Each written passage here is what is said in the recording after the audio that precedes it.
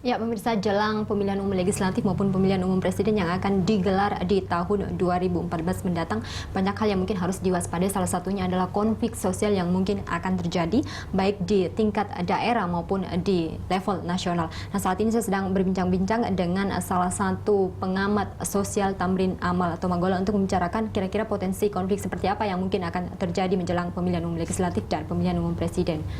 Pak Tamrin. Ya, pertama saya kira konflik itu pemilu yang akan datang, apakah itu pilpres atau pileg gitu untuk DPR dan DPD, itu sebenarnya hanya menjadi pemicu dari satu konflik, dari satu potensi konflik yang terpendam. Nah, sehingga yang paling bagus itu adalah kita pertama melakukan pemetaan tentang potensi konflik di daerah-daerah. Kemudian yang kedua, saya kira kita perlu mencoba untuk melihat potensi-potensi mana yang memang sangat mungkin meledak, ya. Jadi, kemudian yang ketiga, penyiapan aparat untuk menghadapi potensi-potensi konflik yang bisa meledak itu. Nah, kalau kita bikin pemetaan seluruh Indonesia gitu, daerah yang paling rawan dengan potensi konflik yang membara di bawah permukaan, itu adalah daerah Sumatera Selatan. Kemudian daerah Indonesia Timur, kemudian daerah Jawa Timur. Okay. Itu yang itu karena di situ ada banyak potensi konflik yang sudah terpendam. Contohnya seperti apa, Pak? Potensi konflik agraria, perebutan tanah di Sumatera Selatan, di daerah Lampung, kemudian di Jawa Timur, kemudian di Indonesia bagian timur, itu sudah lama dan itu terpendam.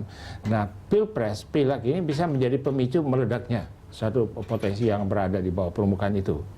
Nah, tapi itu pun yang kedua, saya kira kita harus melihat yang paling mungkin bisa meledak. Nah, kalau yang biasanya rumusannya di dalam studi konflik itu, yang paling mungkin meledak itu kalau benturan-benturan sosial, benturan-benturan ekonomi, itu jatuh sama dengan benturan-benturan politik. Nah, kalau tiga benturan itu jatuh sama, itu yang paling bisa meledak gitu. Kemudian yang ketiga memang harus mempersiapkan aparat. Jadi KPU dan KPUD itu benar-benar harus profesional menguasai pekerjaannya, sehingga mereka tidak melakukan kesalahan-kesalahan yang barangkali sangat kecil, tapi bagi rakyat itu sangat berarti. Nah, kalau mereka cukup bersih dari kesalahan-kesalahan itu sudah langkah yang bagus.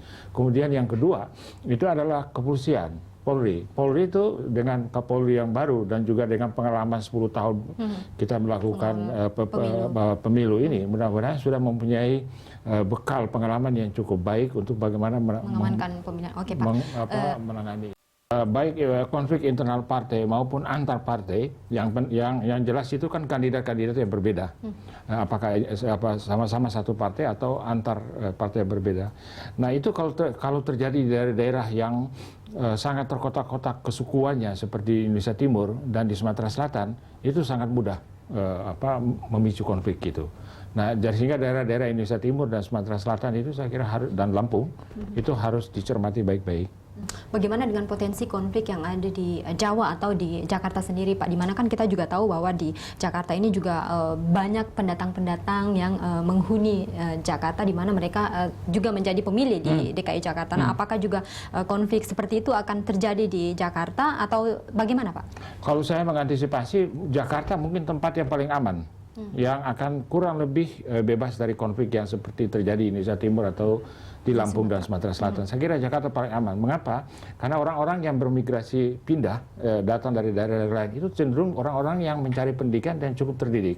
Dan kemudian mereka menjadi kelas menengah di Jakarta yang sebenarnya mereka merasa aneh kok barang kayak gitu juga sampai berkelahi gitu, sampai bunuh-bunuhan. Jadi mereka tidak akan terseret.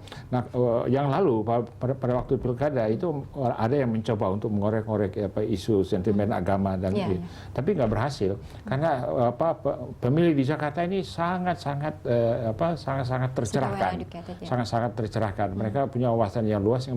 Jadi saya kira saya tidak khawatir dengan Jakarta. Tapi yang daerah yang tadi saya tunjuk itu, daerah Lampung, Sumatera Selatan, Jawa Timur, dan Indonesia Timur.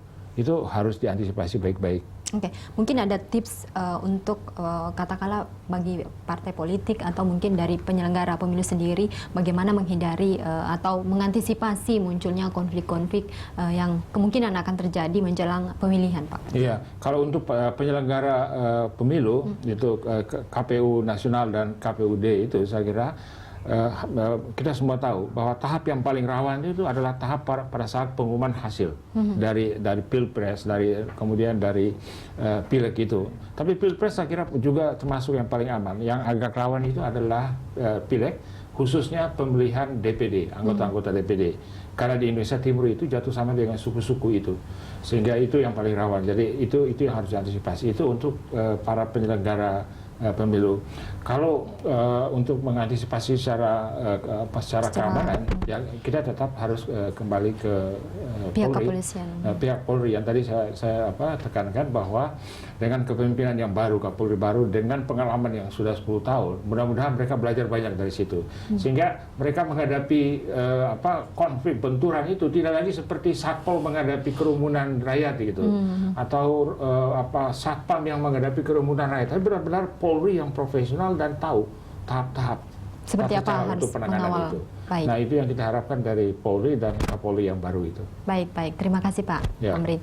Ya, pemirsa, demikian bincang-bincang saya dengan Tamrin Amal Tumanggola, di mana memang perlu adanya kerjasama dengan pihak kepolisian untuk mengantisipasi timbulnya konflik-konflik sosial atau gesekan-gesekan di antara para konstituen atau masyarakat yang akan memilih calon presiden maupun calon anggota legislatif mereka yang nantinya akan duduk di Senayan. Demikian bincang-bincang kita di Election News. Sampai jumpa di Reaction News berikutnya.